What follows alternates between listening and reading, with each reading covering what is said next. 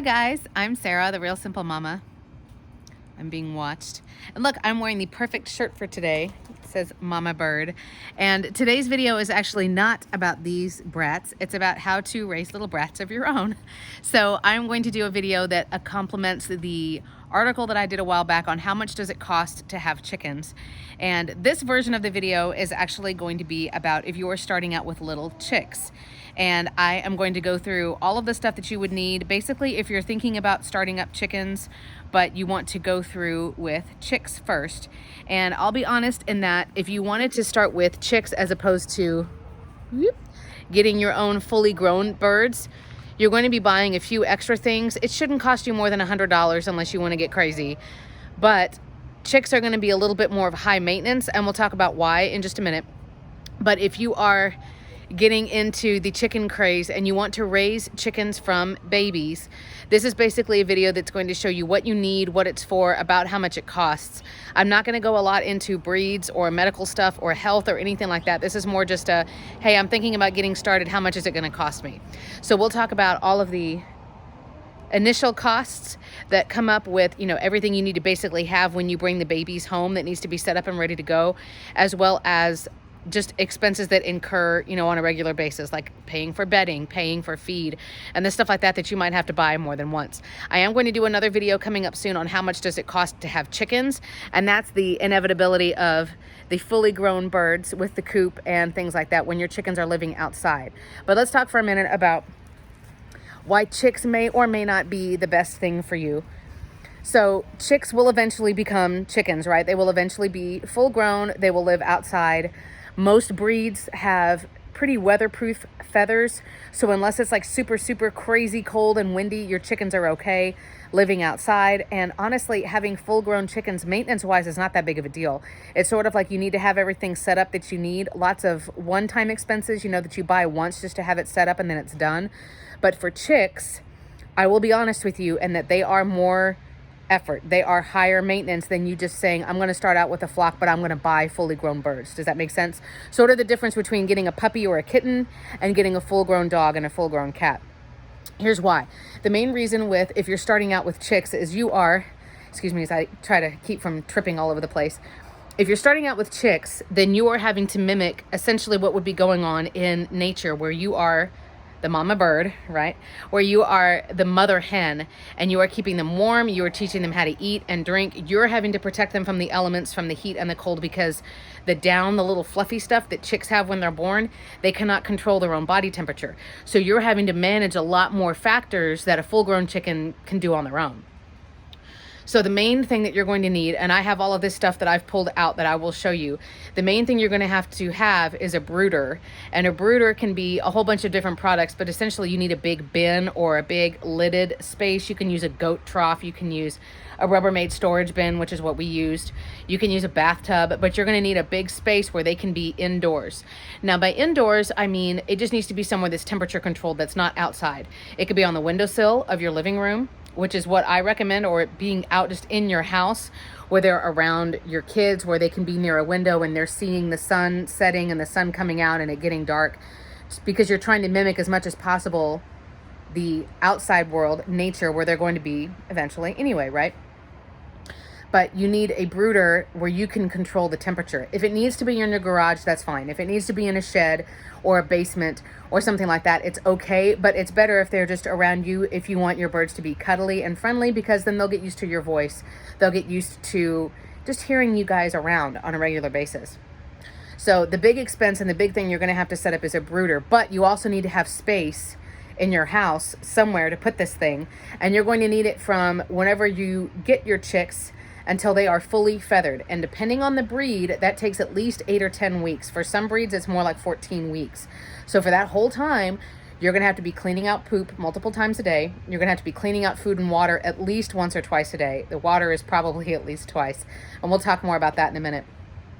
You need to be checking on their temperature, making sure they don't get too hot, they don't get too cold, because you can unfortunately kill your chickens, your little baby chicks, if they get too hot or if they freeze. So they just need to be somewhere where you can check on them multiple times a day. Now, yeah, you need to buy food for them and you need to buy a couple of other things. Those expenses are pretty minimal. Like you're going to pay including your chicks, unless you're getting a big flock. If you're starting with, let's say, less than 10, you could probably get a chick set up for probably about $100 or less. And then once they are chickens and they're living outside, most of that stuff you'll just put away like I did, and you'll use it the next time that you get chicks. But I will say, if you're wanting to start out with baby chicks, you can end up with a lot more cuddly and friendly birds. I have a video about how to make your chickens cuddly. It does help if you have them from when they are babies, because you can handle them, you can pet them, you can talk to them, you can help them to not be wild. But I will tell you, if you want to start with chicks, it is a lot more maintenance than starting with full-grown birds. So let's look at all of the stuff that I've got, what you use it for, about how much it costs, and some other things to think about when it comes to starting up with chicks. All right, so this is the majority of what you are going to need for setting up a brooder and basically bringing chicks home. Now, a few disclaimers before we go more into this.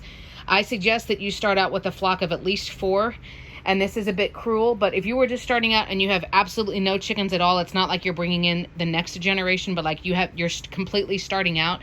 First of all, you're going to have to buy all of this, but I suggest that you start with at least 4 chicks. Depending on where you get your chicks, if you get them from somebody locally or if you get them in the mail, there is a really good chance that at least one of them is going to pass away, and or that at least one of them is going to be a rooster, which a lot of people don't want. So this brooder setup that I'm going to show you is probably good for up to 8 chicks. If you wanted to do more, it might be easy for you to just get 2 of the same instead of having one gigantic space. So this is a Rubbermaid bin. Like I said, you can use a goat trough, you can use other things. You just need it to be plastic or you need it to be metal, because they're going to poop on it all over the place. They are going to spill water all the time. So it can't be anything like cardboard, okay? So plastic, metal, something that's easy for you to wipe out. Most of the other products that you need are right here in front. I don't have any chick food right now, but I'll show you that, and I'll show you what I did for bedding. So again, this is something that is going to have to be temperature controlled. That's the number one thing, is that you've got to have a zone for them to be able to get warm enough if they get chilled, but then if they get too hot, they can move out of it. So you're going to need some sort of heat lamp setup. Now, we did ours with a tripod because this was actually off the ground. It was up on a windowsill. So then we had a tripod setup. So let's talk about the heat and cooling first. People use methods where they have like a feather duster that they hang upside down and let the chicks go underneath it and pretend like it's mom. That's cute and all, but I want to know exactly what the temperature is. So we had a heat lamp that was hooked up to a thermometer and a timer. The thermometer and the timer are being used elsewhere, so I don't have those in front of me. But you need to know exactly what the temperature is at all times. In a long bin like this, I would suggest you put the heat lamp on one end, and that way you can see really easily by where the birds are moving freely. If they're all huddled over here, then they're too cold. If they're all the way over there, then they're too hot. And that way you can kind of gauge over the first few weeks if you're tending to keep the zone too hot or too cold. Now, I don't have all of the exact temperatures off the top of my head of where you need to keep the temperature. There are guides for that online. It's pretty standard, and essentially as they get older you can lower it by a couple of degrees, but we need to make sure that your chicks don't get chilled because that can kill them. Now, the other thing is, this bulb looks kind of weird. There are bulbs that do give off like the infrared light, but it's not the light that the chicks need, right? It's just the heat. So you can get a bulb like this that doesn't expel any light at all. It's only heat. And that way, to me, it doesn't mess up your chicks. I'm sure their circadian rhythm isn't super important. But as far as their body getting used to when I'm supposed to be asleep and when I'm supposed to be awake, I wanted it to just be heat. I didn't want that crazy red light. Plus, they were in our living room. So getting a heat bulb like this, it is only providing heat. And you can hear it click on and off, but otherwise you can't tell that it's on just by looking at it. So you do need a heat lamp. You do need a heat bulb. I definitely recommend a timer, and you definitely need a thermometer that you can put not on this, but you would stick it like inside here and have it on constantly so you can come over and look. But again, you need to be able to see your birds on a regular basis. Please don't put them in a bathroom that never gets used, or in a closet, or down in the basement, and then never check on them. You will have to check on them, I would say, a minimum of 3 or 4 times a day. Even if it's just looking and making sure, as terrible as this sounds, making sure that nobody has drowned, that nobody's gotten trampled, that they didn't knock over over all of their water, and now, oh my gosh, they've been without water for 6 hours. Things like that for these little babies can be killer. So you need to have them somewhere where, I mean, as terrible, like I said, as terrible as it sounds, I know we get busy, I know we have a lot of stuff going on, where you don't forget about them. But watch the birds. That's one of the biggest tips that I have on all of my chicken videos, is just be out and know your chickens and be around them and just get used to observing them and seeing what you notice. Like I said, if every time you check on them, they're always way huddled under the heat lamp, you probably need to raise it a few degrees. Maybe even move the brooder to a different spot where maybe they're getting too much of a chill from your air conditioning vent. Maybe they're right on a window and it's winter and they're just staying too cold. If they're always staying away from it, maybe you need to get a fan in that room. Maybe we need to turn this down a couple of degrees, okay? So you just need to be watching your birds. Now, in the beginning, you don't have to have it covered because your little babies are so tiny. They're not really thinking about hopping up on things. They're not thinking about jumping out or trying to fly out, but they will. So what we did to make sure that they still had a ton of ventilation and they weren't going to suffocate is, as you can see, we just did a real cheap rig with using an ice pick, punching holes through after we cut that part out, and then just zip tying chicken wire. Your brooder should not be out where there are any predators or anything, so we're not having to worry about predator proofing. But a note about predators in the house: if you've got cats or dogs or ferrets, I don't know, or coyotes, or you have other pets that you think there's any chance that they could possibly hurt your chicks, you need to be really, really careful. Don't assume, oh, you know, I have a good old dog, she would never do anything. You guys know Sadie. Where'd she go? There's Sadie out over there foraging like the wild animal that she is. And she is the most wonderful dog. You know, kids pull on her tail and jump on her, and she has never attacked anybody, but we didn't want to assume. She's a blue heeler mix. We didn't want to assume, oh, she'll be fine with the chicks, we'll just leave her unsupervised. So every time we handled them, we would let her come up and sniff them, and our chickens are not afraid of her at all because they've been together, you know, forever. But, you know, we wouldn't tolerate her messing with one of them or snapping at one of them or anything like that. So if you think that, you know, you have a cat who might be a problem, you've got a young child, anything that could come and bother the chicks while you're not around, go ahead and put that lid on from the beginning. It's not going to hurt them. Okay, so we've talked about the brooder itself, which is going to be the main, you know, expense or the main thing. Your heat lamp setup, again, you won't need it for full-grown chickens. You won't go through more than one bulb either, I'll tell you that. And then just keep this setup, or I mean, sell all of it once your chicks have grown. You know, say like you've got like a chick starter set or something. But most of these things that I'm telling you about, unfortunately, you're not going to use when your chickens are full-grown. So just keep that in mind. You don't have to buy new. You don't have to buy the most crazy expensive whatever. As long as it's safe and it works, like, that's good. And you guys know me, like, I'm the queen of cheap anyway. So now let's talk food and water. So your chicks need access to food and water 24/7. It's not like, you know, you pick up the food at night when you go to bed or anything like that. They do normally sleep through the night, but unless you're planning on waking up every hour to see, have my chicks woken up yet? Have my chicks woken up yet? You just leave the food and water access 24/7. A couple of things I recommend. You really do need a chick waterer. Don't just get like a pan or a bucket, or those of you who have full-grown chickens, don't get a normal chicken waterer because chicks can drown in it and they can spill it. I do like these where you fill this with water, you know, and while it's like this, and I knock it down, while it's like this and it's full, you screw this on and then just flip it real quick. And this will only allow a little bit of water to come out at a time, and it's really hard for them to, honestly, to drown in it or to get shavings in it or to poop in it, especially if you put it off of the ground. So I would not leave it down here at ground level. It's way too easy for them to fall in it if they get overcrowded, if something freaks them out. So and again, I'm the queen of cheap. It doesn't have to be anything that you go buy new. Go get a brick.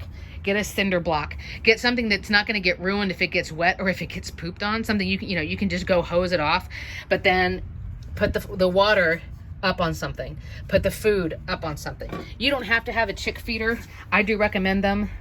You can get one that looks like this, that has the same exact plastic bottle that goes and screws onto it. These are not expensive. Or you can get the kind that looks like a whole bunch of little holes like that, but they're all in a row. I do recommend one of those just because it's a lot less likely that your chicks can, you know, dig in it and spill it all and waste a whole bunch of food. You can't really be picking up, you know, food that has been wet or food that has been pooped on and try to use it again. You've got to throw it out. So this helps to minimize that. But again, you know, you get little cheap plastic feeders like this. You can get them at Tractor Supply. It should be way less than $10 for both of them. or I mean, like I said, go find used stuff like this or make something on your own, but get it up off the ground. So the chicks are not having to bend down to the ground to eat and drink. They're kind of just leaning over and it's at head level, if that makes sense. That'll help with spills and that'll also help with accidents. All right, so now let's talk about the last thing you need to worry about is bedding and cleaning this thing out. At least once a day, depending on how many chicks you have, once or twice a day, you need to clean out the bedding and clean out the poop.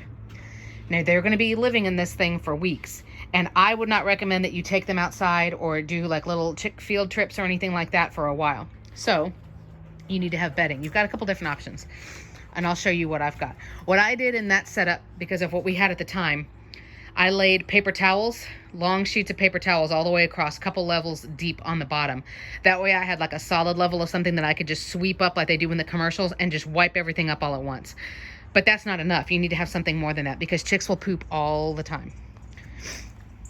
So what I did is we had the paper towels. Hi, girls.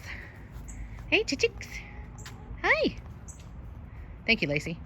I had paper towels, and then we had shredded recycled paper on top of it. You could also use pine shavings is what I would recommend. Pine is totally safe for them. They're not going to try to eat it. It's nice and soft.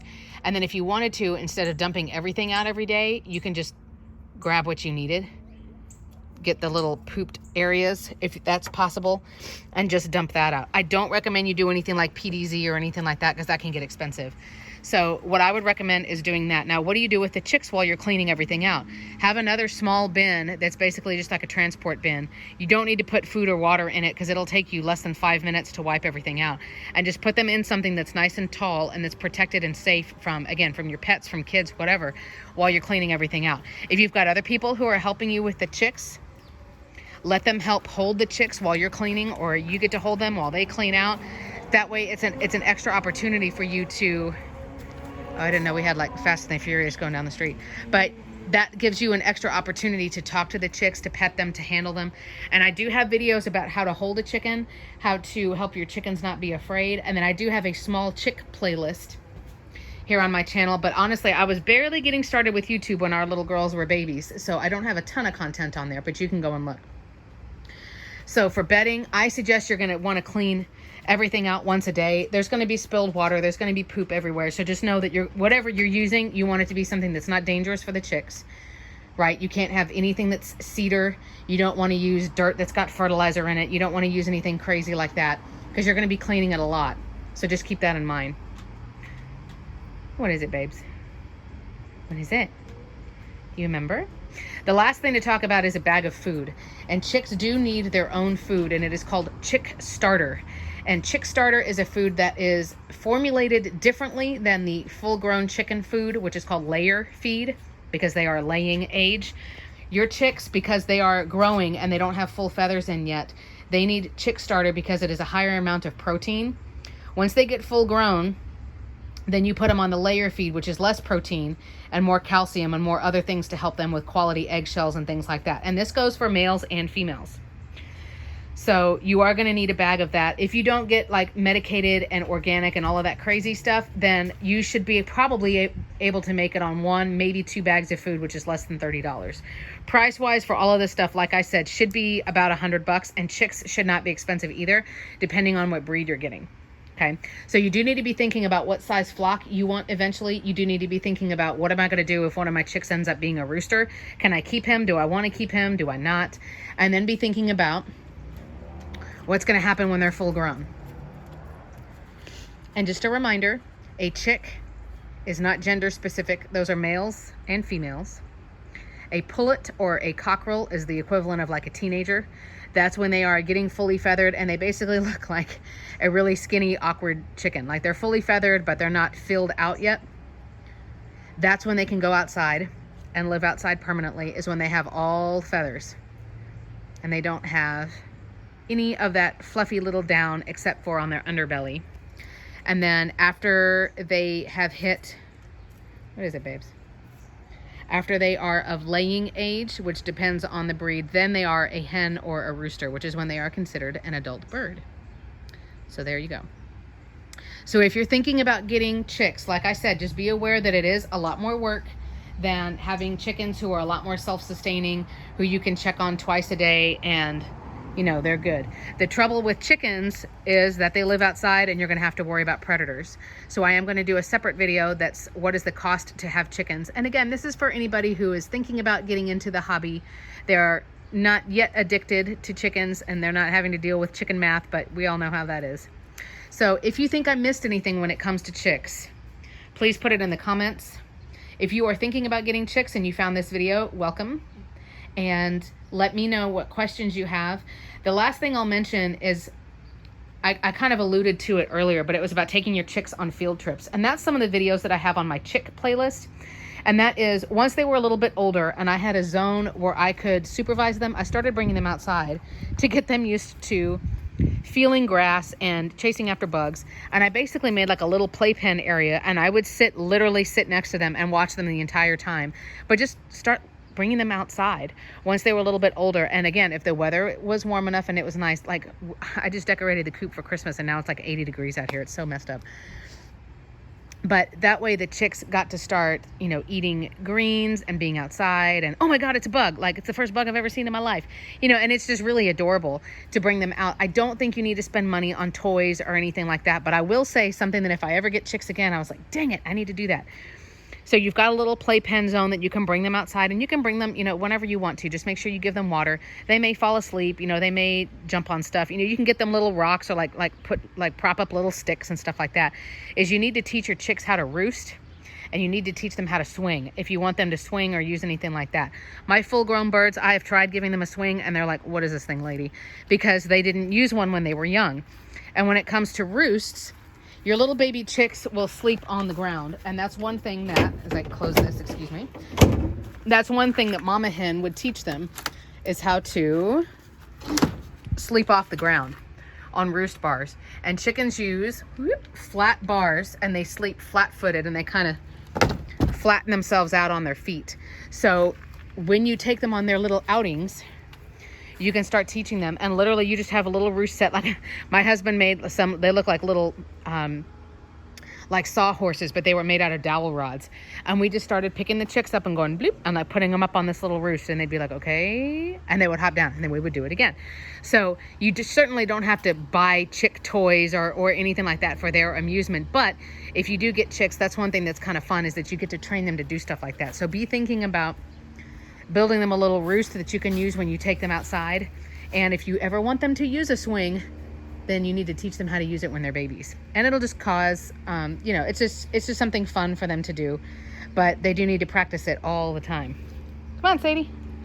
But that is enough, I think, for the cost to have chicks. Definitely worthwhile. Definitely, if you don't need the money, you know, you can keep this stuff in the attic as we have, because we know we'll get another round of chicks here when we need to. But again, I'm Sarah, the Real Simple Mama. I appreciate you watching. Let me know comments, questions down here below, and I will be back soon with more chicken content. Thanks, guys.